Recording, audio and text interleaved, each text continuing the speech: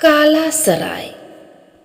उत्तराखंड की पहाड़ियों में बहुत समय पहले एक सराय हुआ करती थी जिसका नाम था काला सराय। घने जंगलों के बीच इतनी खामोशी जगह की रात होते ही हवा की अंदाज भी किसी सिसकती औरत सी लगती थी। कहते हैं कि वहां जो भी ठहरता सुबह तक जिंदा वापस नहीं आता। राज और उसके 3 दोस्त अरब, सीमा और अनीस ट्रेनिंग के लिए निकले। शाम तक वे रास्ता भटक गए और अंधेरा घिर गया। फोन में नेटवर्क नहीं, आसपास जंगल की डरावनी आवाजें। तभी उन्हें दूर पीली पीली रोशनी नजर आ रही थी। वो एक पुरानी सराय थी।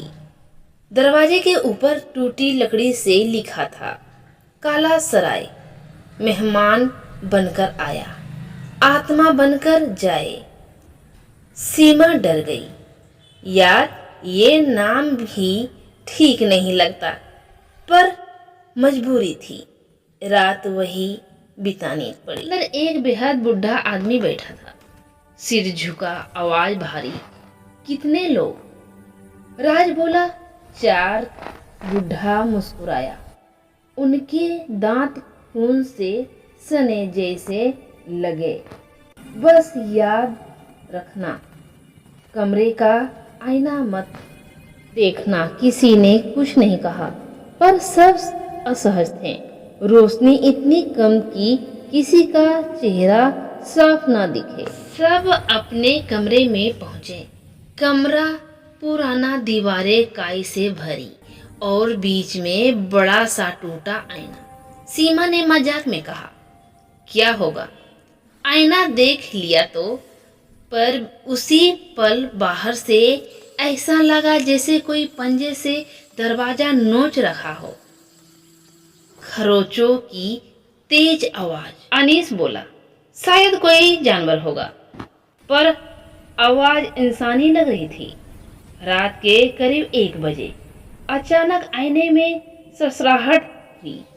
काले धुएं जैसा कुछ हिलता दिखा धीरे धीरे, और उसमें टूटा गरीब सा चेहरा उभरने लगा। लेकिन वो चेहरा सीमा का था, पर उसकी आंखें पूरी काली। सीमा घबरा गई, आईना ढकने लगी। तभी हवा का तेज झोंका, लेकिन खिड़कियां बंद थी। आईने में दिखती सीमा हंसी। तुम बाहर क्यों हो? तुम्हारी असली जगह तो यहाँ है। सीमा चीखी पड़ी। बाकी सब उसके कमरे में दौड़े, पर आईने में उस काली सीमा को केवल सीमा ही देख पा रही थी। राज ने सराय के मालिक से पूछा, हम यहाँ से अभी जाना चाहते हैं। मालिक बोला, अब देर हो चुकी है। यहाँ जो आता है वो अपने डर का शिकार होता है। क्या तुमने आईना देखा? सीमा कांपते हुए बोली, हाँ। मालिक की आंखें फैल गई। उसने तुम्हें चुन लिया है। कौन? यह सराय एक भूखी आत्मा का घर है। आईने में वो मनुष्य की छवि ले लेती है और असली शरीर को अपने अंदर खींच लेती है।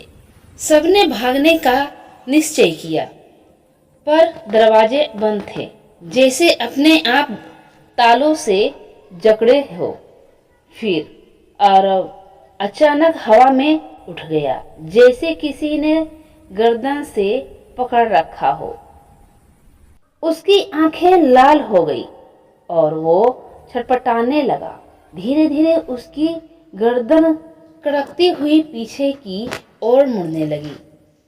तब उसका शरीर जमीन पर गिर गया, बिना सिर की आवाज के। सीमा बेहोश। राज और अनीस घबराकर उसे उठाने लगे। तभी कमरा अंधेरा हो गया। आईना चमका और उसके अंदर कई चेहरों की परछाइयां दिखी, सैकड़ों चेहरे। कोई चीख रहा था, कोई खून बहाते रो रहा था। उसमें से कुछ आवाजें मदद मांग रही थी। अनीस जैसे ही आईने के पास गया, एक काली लंबी हाथ जैसी परछाई निकली और उसे पकड़कर अंदर खींचने लगी। राज उसका हाथ पकड़ रहा था, पर अनीस पूरी तरह आईने के अंदर गायब हो गया। आईने में अनीस दिखाई दिया, चीखता हुआ, शरीर उल्टा लटकता, आंखों से खून बहता। राज ने सीमा को उठाया और भागा।